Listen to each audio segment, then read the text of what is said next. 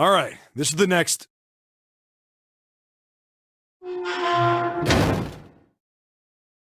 Ugh, the door! Did that just close on its own? Don't tell me we can't go back. I don't know. Let's see. Damn it. It looks like it locks automatically. Is there any other way out? Well, there's another door over on the right. There's a card reader next to it. It's got a red light on it, though, so I'm pretty sure it's locked, too. But there is a card reader, right? Yeah. Then perhaps if we find a key card, we could open the door and leave? Well, yeah, that might work, but... Hey! Wait a minute! Are you saying we're gonna have to search through this room for one little card? Oh, man.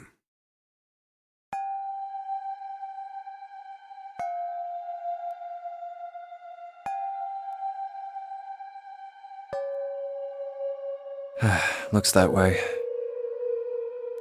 No way! For real? Well, we can sit down and wait to die, if that's what you prefer. I rather doubt that, however, so it would be wise to start looking. We haven't much time. Let's find that key card. Oh, and the Neptune key as well. We won't be able to get through the hallway without it. All right then, let's begin.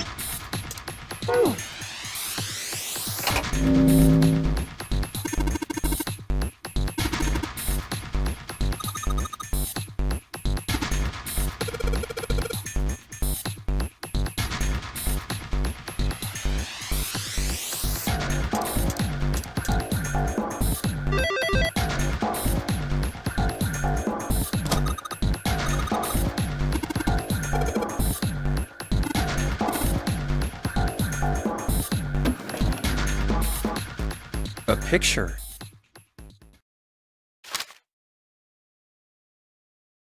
What the?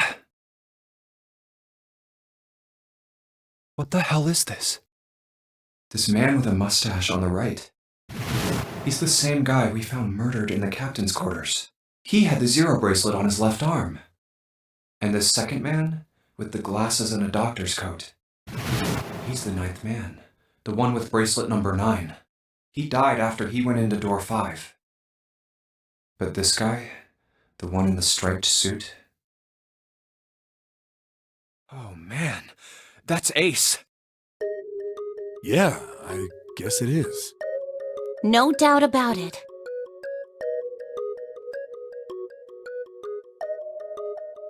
But what does it mean? What is Ace doing in this picture? Not only Ace, the ninth man and Cap too.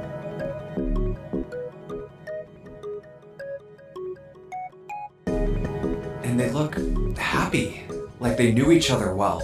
Why? How? How in the world are these 4 men connected? You say Ace is in that picture? Yeah, it doesn't look like it was taken recently though. Ace, the ninth man, and Cap all look about 10 years younger.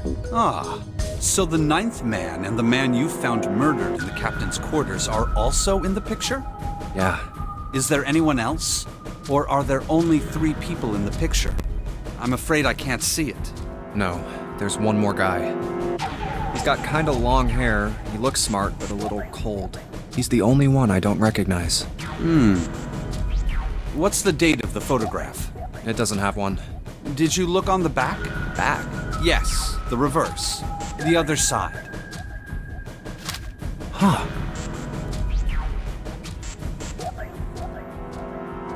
Praying for the success of the Nonary project.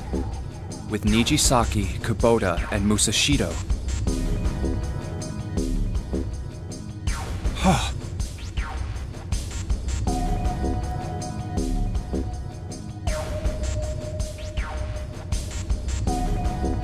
Then the 4 men in this picture were the organizers of the Nonary game 9 years ago. That means Ace, the ninth man, and Cap were all responsible for making it happen. But I feel like I should be more shocked about this. It's almost as if that's just how things were always supposed to be. Why? Why am I not surprised? Ace was the one in charge of the Nonary project. Why? Why am I so calm? It's like I already knew. Ah, of course. I understand now. Ace was the CEO of Cradle Pharmaceuticals. He was the one who invented the game 9 years ago. He was Gentaro Hongou. Ace is Hongou?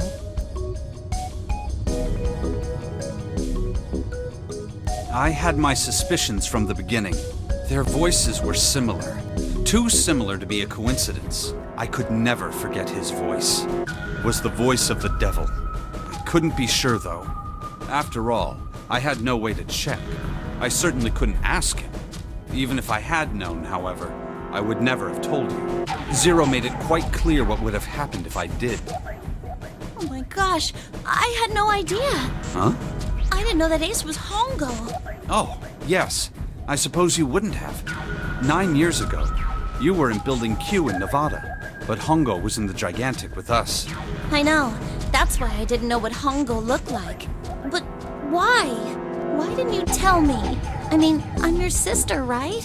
You could have told me. I'm sorry. I apologize for keeping this from you. But if I'd told you, Clover, you would have told everyone else. And if you did, then I would have been forced to tell them about what happened 9 years ago. I had to prevent that.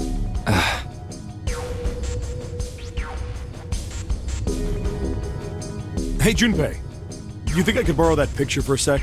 Sure.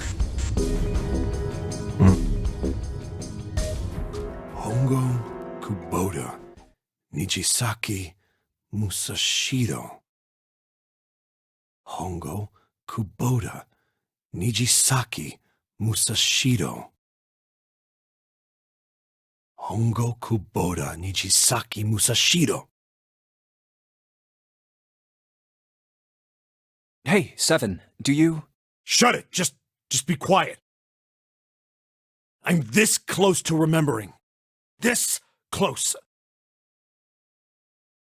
Hongou, Kubota, Nijisaki, Musashidou. Cradle Pharmaceuticals. Nonary Project.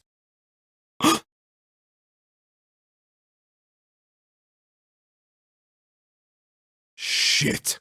What? What's wrong? Holy shit, this is nuts. What's nuts? I remember Remember what?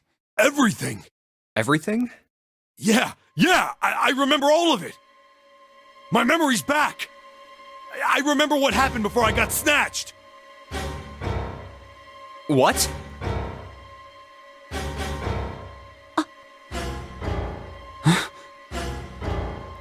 Let me tell you what happened. Like Snake said, Ace is from the right. The other three are Musashidou, Nijisaki, and Kubota. Musashidou was the man with the cash. Nijisaki was Hongou's right-hand man. And Kubota developed the actual technical details of the experiments. How do you know all this? Come on, man, I told you, I finally got my memory back. No, that's not what I mean. I'm trying to ask you why you knew all this stuff in the first place, before you forgot it. You really want to know? Of course. Me too. This is gonna take a while. Hell, it'll probably take me a good 3 days to tell you everything. Well, we don't have 3 days. Just give us the short version, all right? Short version, huh? Alright, fine. I'll give it a shot. No promises, though. I'm a detective. It's a little awkward to say this about myself, but you could probably consider me a lone wolf type. I hold to my own code, as I think doing what's right is more important than doing what you're told. That's why I followed my gut that night. A slim lead brought me to the wharf. It was 9 years ago. The wharf had been cold as fuck, and I could barely see squat. I was investigating a mess of kidnappings, all of them children. It all had one thing in common: a history of visits to one particular hospital. A hospital under the management of Cradle Pharmaceuticals. In my investigation had turned up evidence that Cradle had been involved in the kidnappings. After a little sweet talking, I managed to finally get a real lead from someone inside Cradle. My source told me this. Tonight, a ship is set to take the children to a large passenger liner docked offshore.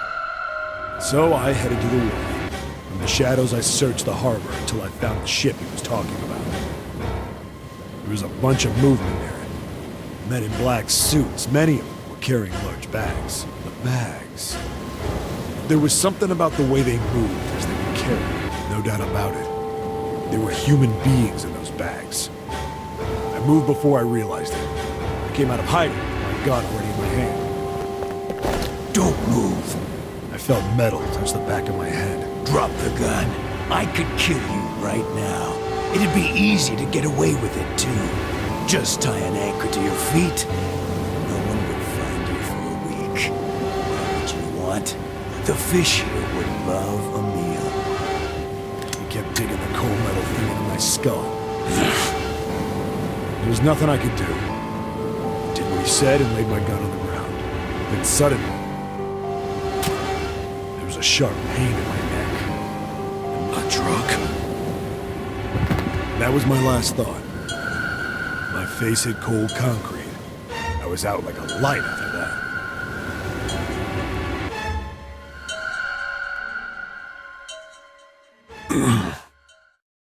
I woke up on a hard floor. Damn it!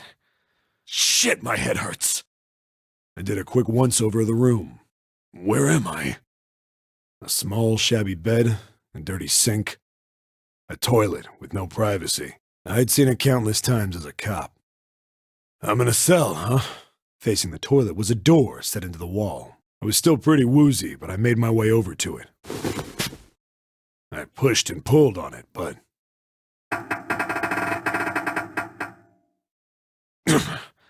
it won't open. Not like I expected much else. It would be dumb enough to put me in a cell and leave it unlocked. Threw myself against the door a few times, but it wouldn't budge. I knew it. I gave up and made my way back to the bed, and sat down. Huh. I sat there for a very, very long time. Who knows how long. Then, I heard a faint voice. The voice was far away. I couldn't understand what it was saying, but I could hear one. It was pretty high, probably a little kid. Huh? No, it was several. I hear 5, or 6, maybe more. Where? Where are they coming from? I pressed my ear to the wall and tried to listen through it. No, that's not it. Left. It's coming from under the bed? I hauled on the metal frame and flipped the thing over. And there it was. The bed had hidden an air vent under it. The hole in the wall was covered by a metal grate. I dropped flat on the floor and peered through the grate. I couldn't see shit, but I knew it in my gut. This was where those voices were coming from. Hold up. Why are there kids here? But then what my inside man told me popped into my head. Tonight, a ship is set to take the children to a large passenger liner docked offshore. Whoa, whoa, whoa. Am I on that ship? Didn't matter. All I knew was I had to get to those kids. I checked out the metal grate. Could I fit? I stuck my fingers in and grabbed it. And then...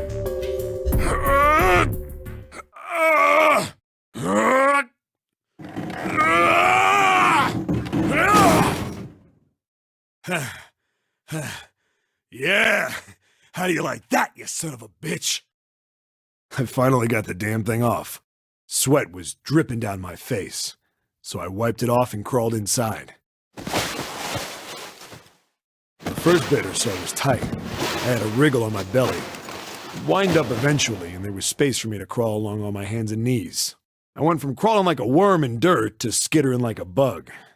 Couldn't say it was much better, but I'd take what I could get. And when I'd been in the thing long enough to start wondering where it'd take me, a massive sound nearly scared the piss out of me. It was like a heavy metal door had just been slammed shut. Then there was a voice.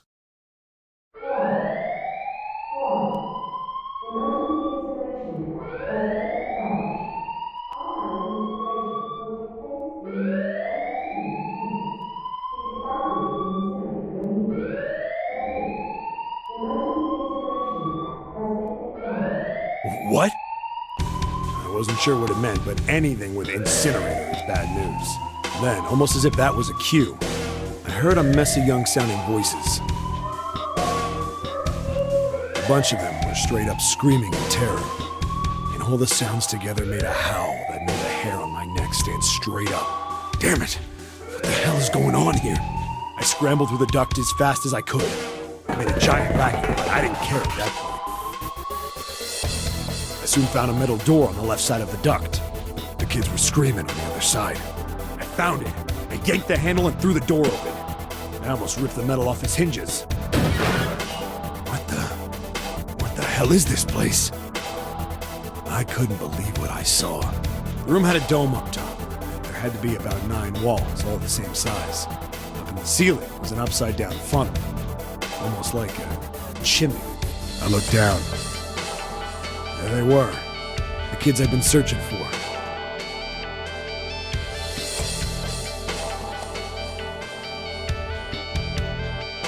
They all gawked up at me, suddenly silent, for the moment, from surprise and fear. Scared of the room or me, I couldn't tell. Probably both, actually. Not like I can blame them running into a mug like this when they're already scared shitless. I snorted at my own dig at myself and turned to the kids. Don't worry, kids, I'm not your enemy. I'm one of the good guys. All All of them stood there, frozen. Well, except one.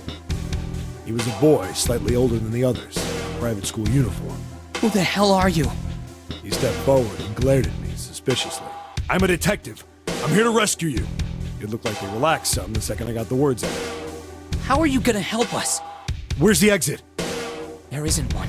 The doors we came in through won't open, and the door over there... He kind of cut himself off.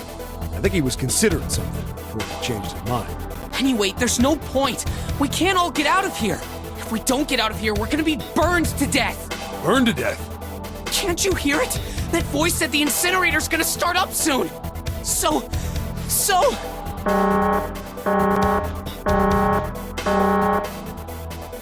The voice spoke again. Incineration will begin in 15 minutes. They only had 15 minutes. I looked back down at the kids. Looks like a good 20 or 30 feet to the floor. No way I could pull them up. Too big of a distance for any of us to reach. What the hell was I gonna do? But then I got an idea. Wait right there. I'm gonna be right back. What? Where is he going? Are you just gonna leave us here? They just got frightened again. I'm not the best at that kind of thing, but I tried to reassure them with a smile. Don't worry, all right? I'll be back, I promise. So just stay calm and wait right there. Got it? I didn't wait to hear them respond. There wasn't time. I had to hurry. Well, as fast as a guy could on his hands and knees. Didn't take me long to get back to my cell. Still no way out of there, but I had a plan. I needed something from the room. When I got it, I dove back into the hole and took off towards the incinerator. Then... Sorry to keep you waiting, guys. I tipped out the doorway and dropped down the rope I brought with me. Back in the cell, I'd torn the bed sheets into strips and tied them together to make a rope. It was sloppy, but it got the job done. All right, just tie that around yourself, okay? I'll pull you up one at a time. Right! Wait a sec. Something was off. There were more of you before. Where'd the rest of you go? The boy in the uniform answered. I let them go on ahead. We opened the number 9 door and they left. What? You're telling me you opened that door? That's what I said! Then what the hell are you doing here? We couldn't go with them. Why not? Look, the only people who can go through the numbered door... He was in the middle of explaining.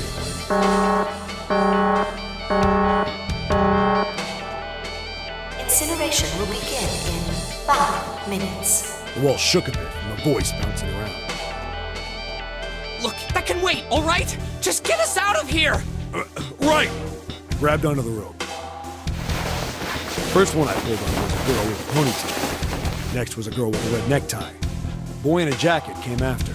He said he'd climb up on his own. The boy in the uniform was the last up. Like the other kid, he climbed up the rope himself.